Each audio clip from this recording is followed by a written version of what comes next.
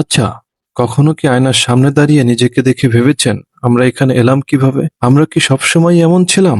বিজ্ঞান বলছে আজ থেকে কয়েক লক্ষ বছর আগেও পৃথিবীতে আমরা একা ছিলাম না। আমাদের মতো দেখতে আরো অনেক প্রজাতির মানুষ পৃথিবীতে ঘুরে বেড়াতো। কিন্তু শেষ পর্যন্ত শুধু আমরাই কেন টিকে রইলাম? আজকের পর্বে আমরা জানবো মানুষের উৎপত্তির সেই রোমাঞ্চকর ইতিহাসের শুরুটা।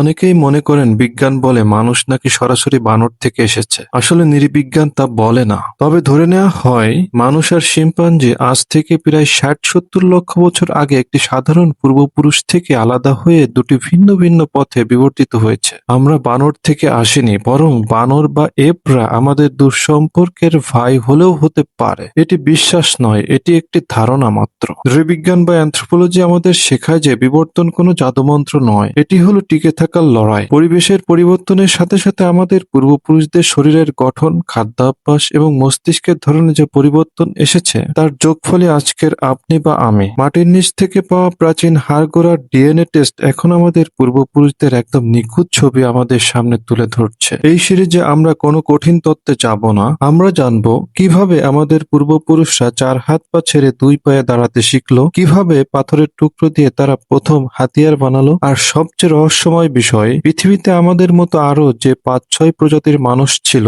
যেমন নেয়ান্ডারথাল, তারা কোথায় হারিয়ে গেল। এই ২৭টি পর্বে আমরা আমাদের নিজেদের শেকড় খুঁজে বের করব। পরের পর্বে আমরা ফিরে যাব ৭০ লক্ষ বছর আগে, জানার চেষ্টা করব কেন মানুষ গাছ ছেড়ে মাটিতে নামলো। আপনাদের কি মনে হয় গাছের উপর নিরাপদ জীবন ছেড়ে কেন আমাদের পূর্বপুরুষরা হিংস্র প্রাণীতে ভরা খোলা প্রান্তরে নামার ঝুঁকি নিয়েছিল? বুদ্ধির অভাবে নাকি নিরুপায় হয়ে?